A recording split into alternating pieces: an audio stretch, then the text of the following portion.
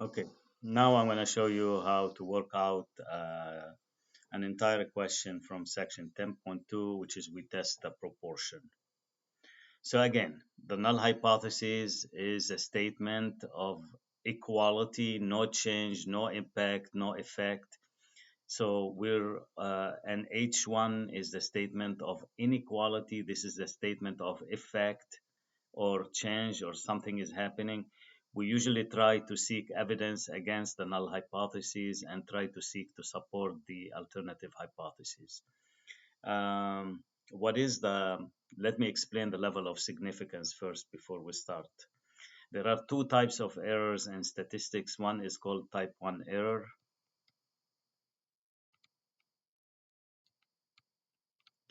and this is when you reject the null hypothesis when it is true.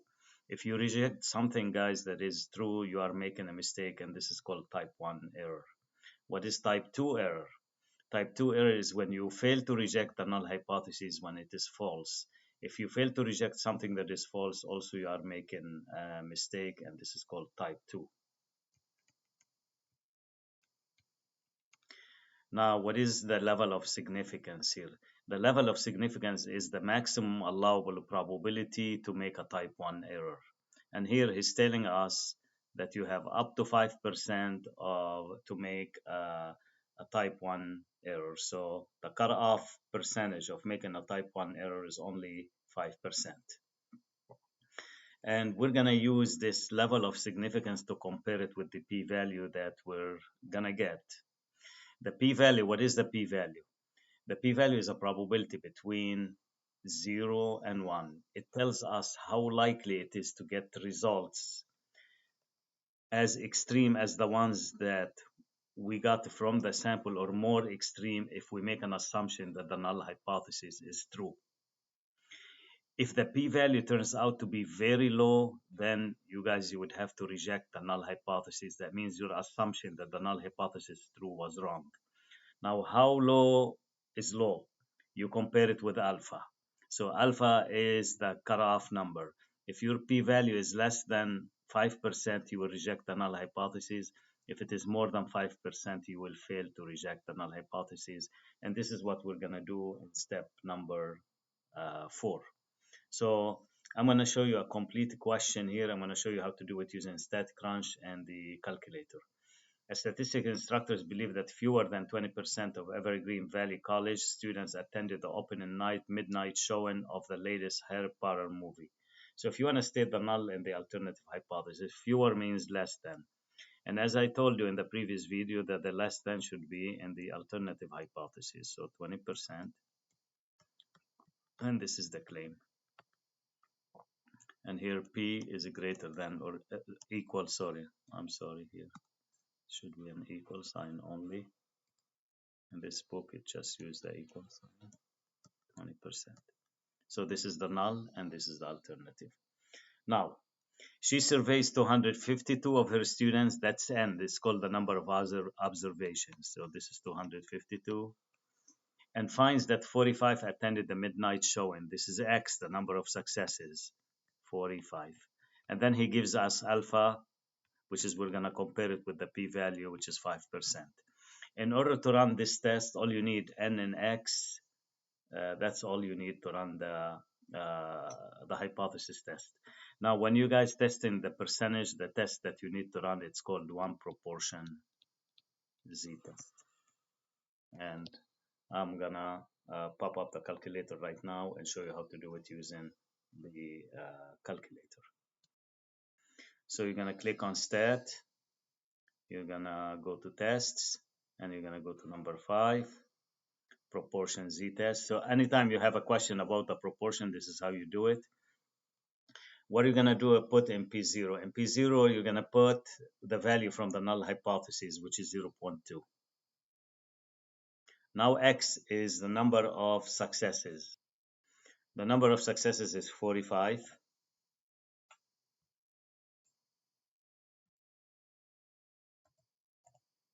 Now N is the number of observations.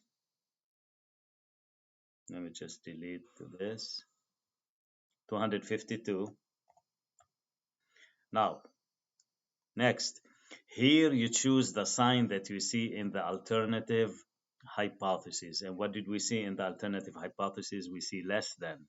So you select that one, enter, and now you can hit calculate or draw. If you hit the draw, you will see the p-value in action. You're going to see the p-value. And the blue line that you see, guys, don't worry about it. It shouldn't show. So I'm going to just go back and run the test again. Oops. Let's run the test. And then I'm going to go back to 5. Enter. One more time. So P0 is the value from the null, 45 to 52. And I want to show you a draw here.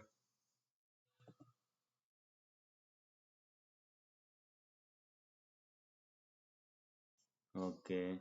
And now this is the p-value.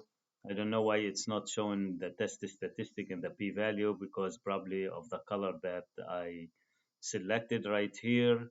So I'm gonna try to do it with calculate. The color is white and that's why it's not showing the text. So I'll fix that as I do this video. So I'm just gonna hit calculate. Okay. So as you can see, Z is negative 0.85 and the p-value is 0.1975. So let's write them down. All right, so test statistic, we use Z sub 0 for the test statistic is negative 0.85 and the p-value is 0.1975. To show you a visual of the p-value right here, guys, this is the normal distribution.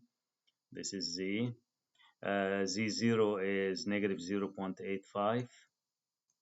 So the area to the left of negative 0.85 is the p-value, which is 0.1975. If this test was a right tail test, then the p-value will be on the right. If it is a two-tail test, like you have a not equal here, then the p-value will be on both sides of the curve. Now let's compare the p-value with alpha. Is the p-value more than alpha or less than alpha? It is more than alpha. Now, this is step number 1, step number 2, step number 3, step number 4, guys. Do you reject or fail to reject the null hypothesis? As I told you, if the p-value is more than alpha, you fail to reject the null hypothesis. If it is less than alpha, you reject the null hypothesis. So our decision is going to be fail to reject the null hypothesis. Now, step number 5, we're going to write a conclusion about the claim. Test the belief. So we're going to write our conclusion. If you fail to reject the null hypothesis, so you're saying you cannot reject HO, and the claim happened to be in H1, then in this case, guys, you cannot support the claim. So you say there is not enough evidence at what level of significance? At the 5% level of significance to support the claim that fewer than 20% of Evergreen Valley College students attended the open and midnight show of the latest Harry Potter movie. So always, guys, when you fail to reject HO, you have to start with there is not. If you reject HO, you would have put there is enough evidence to support the claim. Because if you reject HO, that means HO is bad. That means H1 is good. Because these are two competing hypotheses. If one is bad, the other one must be good. Now what I'm going to show you guys, I'm going to show you how to do this one using Statcrunch. So I open Statcrunch, you go to Stat. For section 10.2, guys, it's a proportion stat. One sample. I don't have data. If he gives me not just the actual data, I use data, but I have a summary here. All right. And let's show number of successes. It's X, 45. Number of observations. It's N, 252. And what value we're testing against? 0.2. You see, that's the equal sign always. And now what sign did you have in the alternative? You had less than, so you have to select less than. And I want to show you a plot of the p-value as well. Okay, let's hit compute. Okay, I'll bring that to show you the screen. See, very simple. This is the test statistic right here, negative 0.85, and the p-value is 0.1975. That's all you need. And the p-value is more than alpha, you fail to reject the null hypothesis. And let's show you the p-value. You're going to see the same area on the left that I showed you. There you go. That's the p-value. And look, this number here is the negative 0.85 as you see. So this is how you work with the proportions. You can use the proportion, one proportion z-test, or you can use Statcrunch proportion stats.